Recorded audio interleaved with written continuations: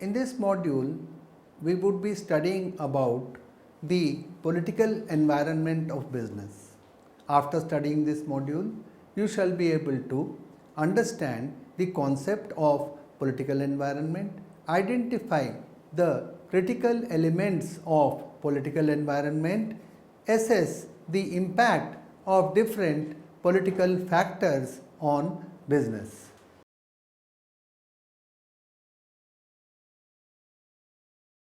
The political environment consists of a set of political factors and the government activities that can either facilitate or hinder business activity. It is one of the less predictable elements of the business environment.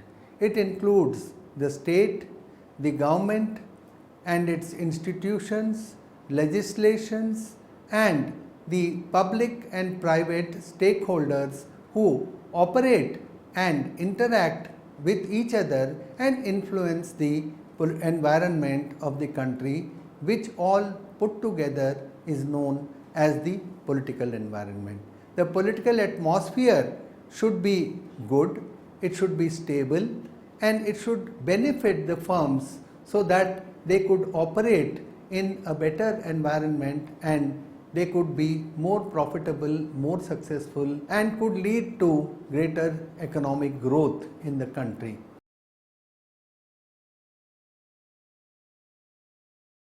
What are the critical factors in the political environment? The following factors which play a crucial role in determining the political environment of business are: 1.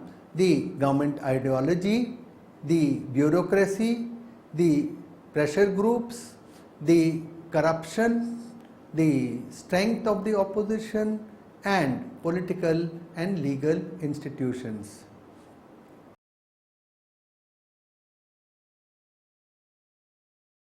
Let us first consider government ideology.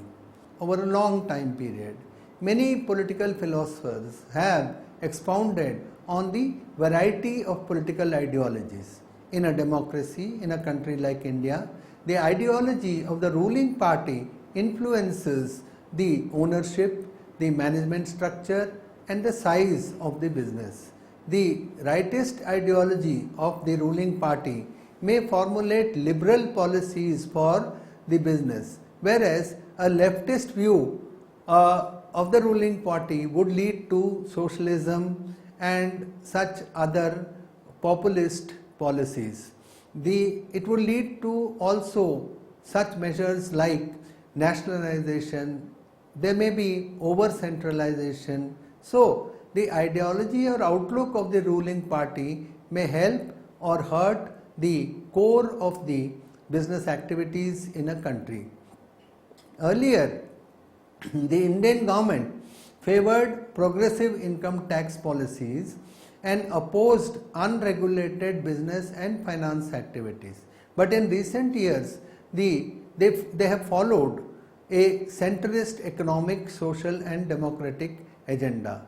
But today our ruling party focuses on neoliberal policies which include social liberalism, secularism and free enterprise system with the government regulation. Therefore, it is a neoliberal market oriented framework that the governments are encouraging, but it is not devoid of government regulation.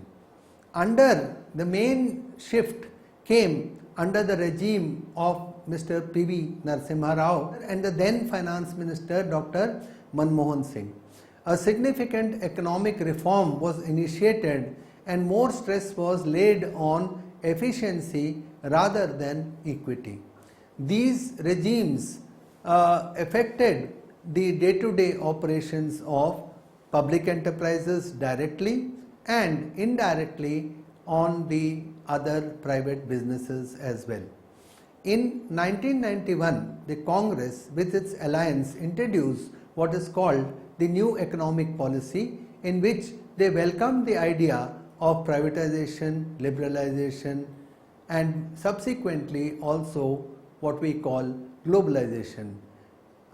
This policy was thereafter continued even by the BJP government led by Shri Atal Bihari Vajpayee, and in 2004 again privatization came into existence with the emergence of the Congress party, which was following a right of center approach.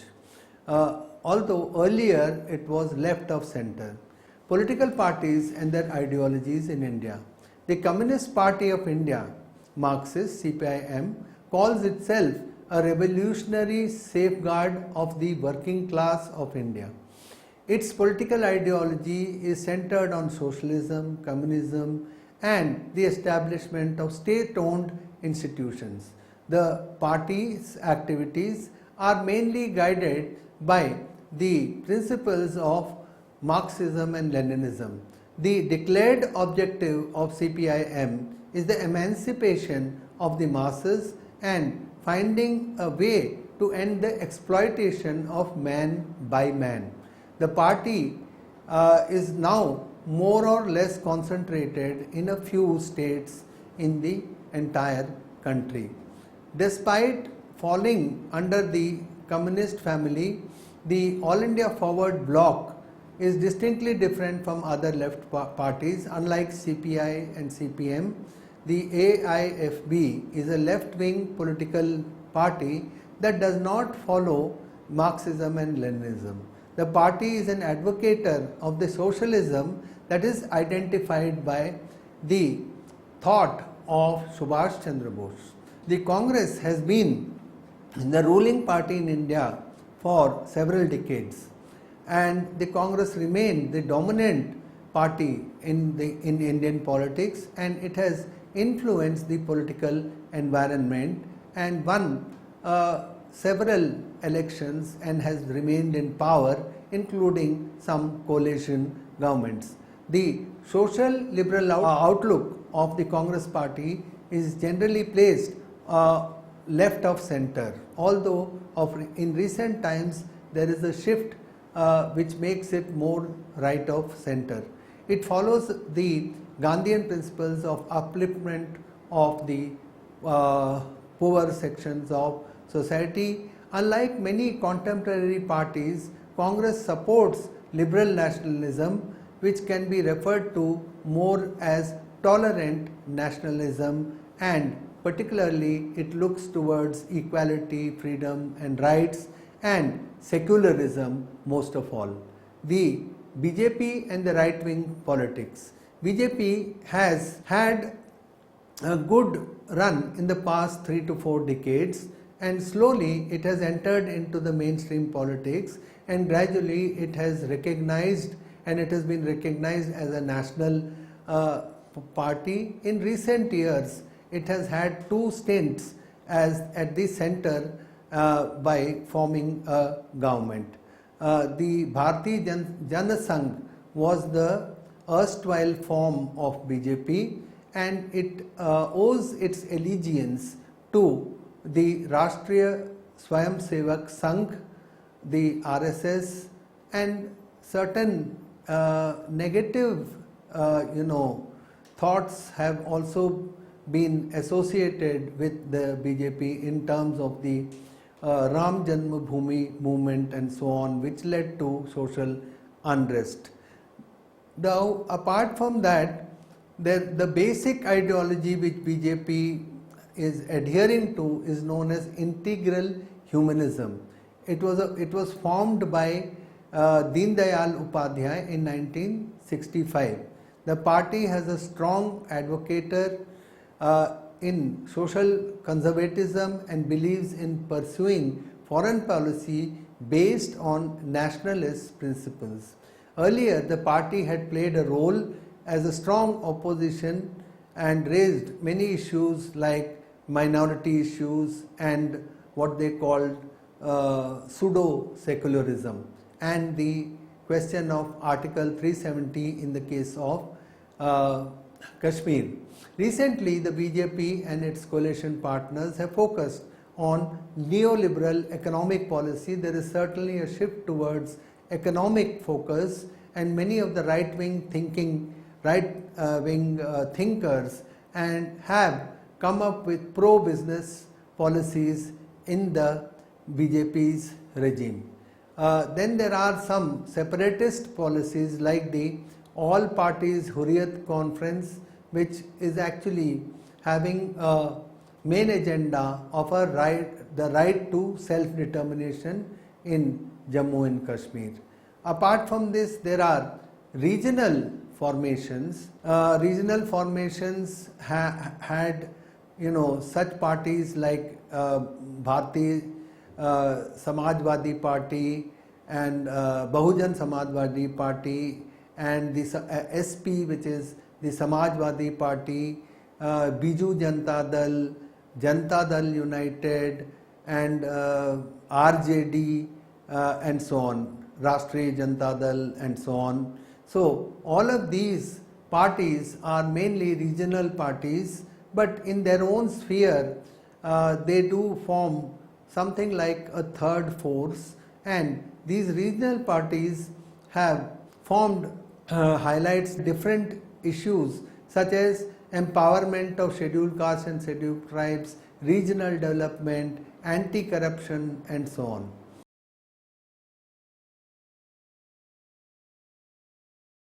Now let us consider bureaucracy. Bureaucracy and excessive regulation are commonly known as red tape.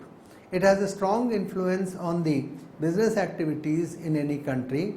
Red tape includes all sorts of rules, paperwork, permits, taxes, procedures, and so on. Even though there may be a great business opportunity, many organizations keep away from such countries. That is, that FDI would not be interested in entering into a country where there is too much of bureaucracy. These countries are called business unfriendly countries. The unwanted government intervention or negative influences on business is not a factor which is liked by the foreign inflow of funds by the multinationals. The red tape or bureaucracy delays the process of setting up of business. Approvals, permissions, and limits, and certain ceilings, all of these act counter to the interests of new businesses even within the domestic economy, and also in terms of new businesses who would like to come from abroad and set up their businesses in India.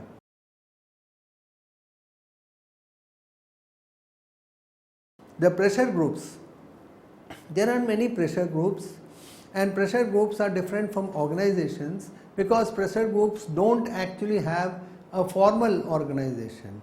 Okay, so therefore a group of people or a group of institutions may come together for a particular purpose, and their purpose is to secure their own interest, and the members of this group, they would use all kinds of measures and means to pressurize the government. So unlike the stakeholders, they do not have any interest in the organization. They may have any cause, such as it could be about, let us say, environmental issues or social issues, education, health. So there could be all kinds of pressure groups. Some of these pressure groups do actually have a very positive agenda, and they have a positive influence on the business environment. For instance, if they are talking in terms of the environment, improvement of the environment, or if they are talking in terms of unemployment, education, health, etc., this leads to a better environment in which the businesses can operate without so much of unrest and uncertainty.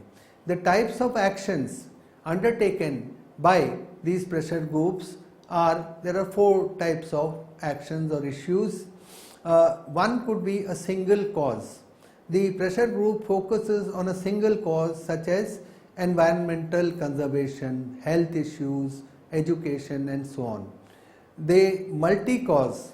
The focus of certain pressure groups could be wider. Okay, for example, consumer protection or trade unions or other workers' rights and workers' conditions and so on. So it could be much wider. Then there are certain protective causes. The pressure group seeks to protect the interest of their own members. For example, if we have some industry body like the Confederation of Indian Industry or FICCI, these are pressure groups which create a pressure on the government for creating a business environment which is favorable to themselves as a business, as an industrial sector. Then promotional causes. There are pressure groups which promote issues related to its members and to society in general. For example, we could speak of Rotary International, which has promoted the cause of eradication of polio. The approaches that pressure groups take could be either direct or indirect. The direct way that pressure groups influence the business organizations is through lobbying, picketing or boycotting certain products and services offered. The indirect actions could be creating publicity, circulation of petitions, awareness programs and conducting research. Sometimes the pressure groups may also lead to resort to civil disobedience. When the businesses discover that the pressure groups are interested in certain companies, they often try to negotiate with such pressure groups, and in this way the pressure groups become very influential and they are able to affect the environment in which the business operates. The influence of the pressure group depends upon the business activity, how critical it is, the relevance of the issue, the reputation of the group and the contacts of the pressure group with the media and politicians. Successful campaigns can lead to change in the legal, ethical and other such business practices. This may actually lead to an increase in business cost. It may sometimes damage the business image. It may lead also to certain positive things like changes in the products. That is, we have the prominent example of Maggi in recent times, where pressure groups have forced the Maggi's production to stop, and we hope that now it may come back with improved products which are less harmful to health or safe in terms of health and safety. And this may also lead to damage to the company in terms of sales, once again, like it has happened in terms of Maggi. But then it depends on how we look at the problem. If we look at the problem from the point of the society, such a business environment is desirable. If there is a pressure group which is able to bring about such changes, then it is desirable. It is a desirable part of the business environment. In response, the business organization might accept the arguments and then they may change their business practices, might present its own arguments and evidence to counter the publicity, or it might take legal action. But legal action very often is very prolonged and it would not really lead to much of advantages.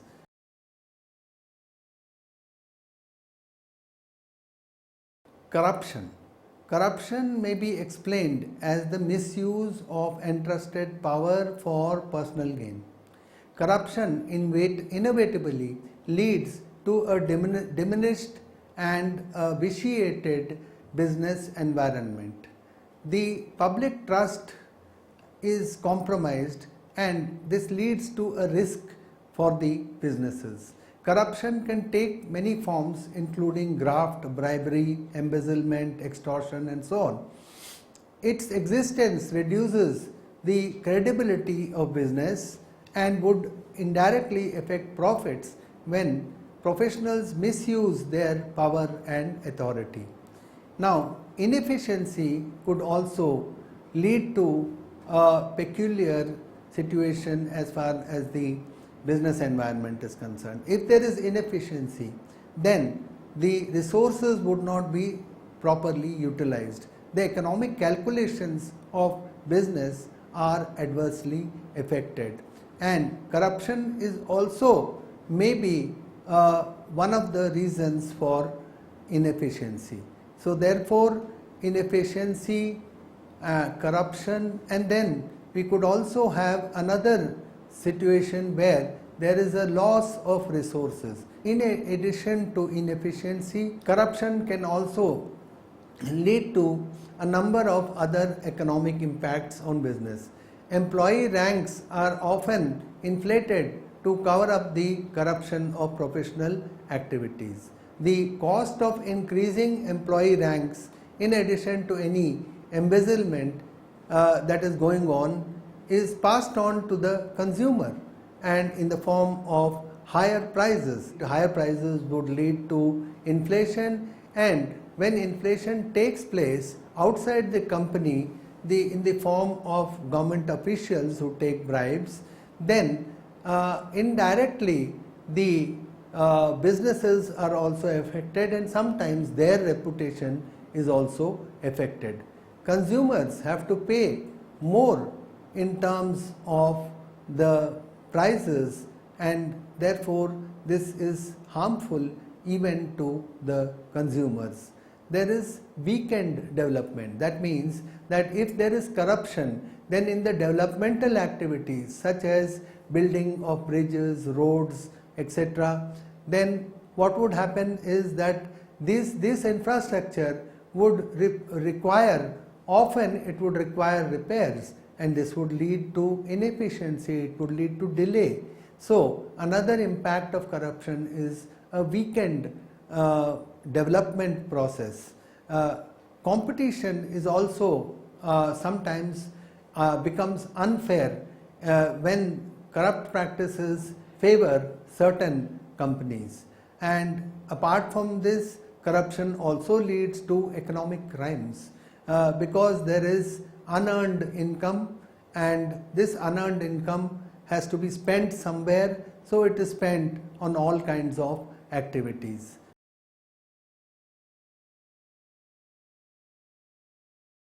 Now, apart from this, we have another factor in the business environment, that is the strength of the opposition. In a democracy, opposition plays a vital role because it is the conscience of the government. The government is in power, and if the government is not questioned, and if there isn't a strong opposition, then the government can do almost everything that it pleases to do. And this is not a very good situation for the business environment. In a two-party system, very often what happens is one party just replaces the other, and then actually there is hardly any change. But in a multi-party system, when there are many parties which are forming a part of the opposition, then there are a variety of issues, and for each issue it may be that one of the parties stands up and opposes the government. Very often this would have a beneficial effect on the process of legislation, the process of control and administration. However, sometimes the opposition may act irresponsibly and completely stall the functioning of the government. This would also adversely affect the business environment. In India, there are many states in which there is a strong opposition, and unlike the earlier times in the 60s and 70s and so on, even during the 80s, now there are most of the states have coalition governments. So therefore, it is a more responsible form of governance, because at some time these parties may be collaborating with each other also. So therefore, the opposition cannot take an extreme step and get alienated completely.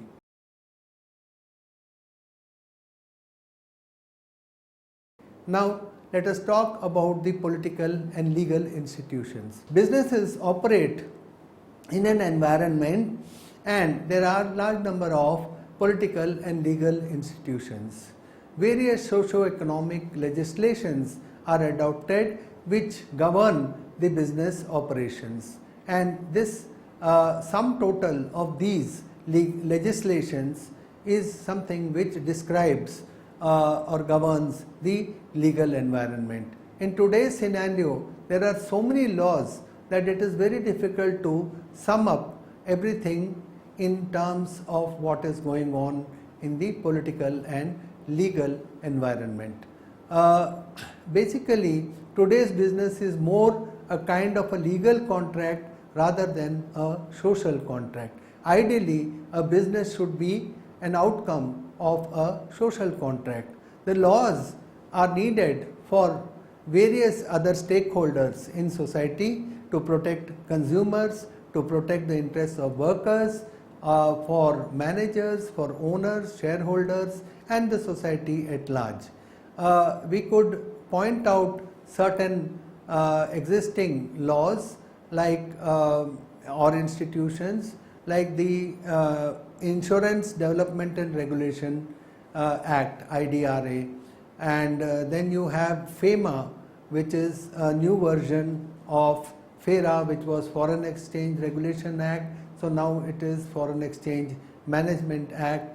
And then in place of earlier we had MRTP. Now in place of MRTP we have the Competition Commission and the competition laws. So there are various, and then there is the judiciary. There are courts. There is the Supreme Court, there is the High Court and lower courts and so on.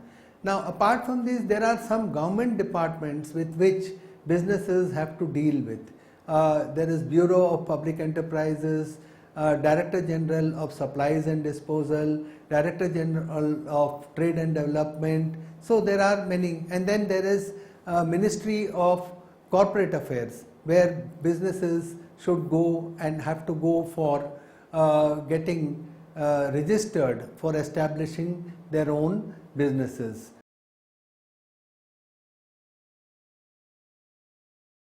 So now let us recapitulate what we have learned so far. The political environment includes political factors and government activities. It is a very unpredictable factor in the overall environment of the business. It includes government ideology, pressure groups, the bureaucracy and corruption. Every political party has its own ideology which directs the functioning of the government. These ideologies indirectly influence the functioning of the government. Sometimes these political parties are there as ruling parties and sometimes they are there as the opposition. Very often there are negative features of the business environment also. There are unnecessary rules, restrictions, regulations, formalities and red tape. All of this does not help the domestic business as well as the foreign businesses which would like to come and set up their business in our country. The corruption is something which is the misuse of power and authority for personal gains, and we have seen that corruption leads to inefficiency, wastages of funds and poor economic development.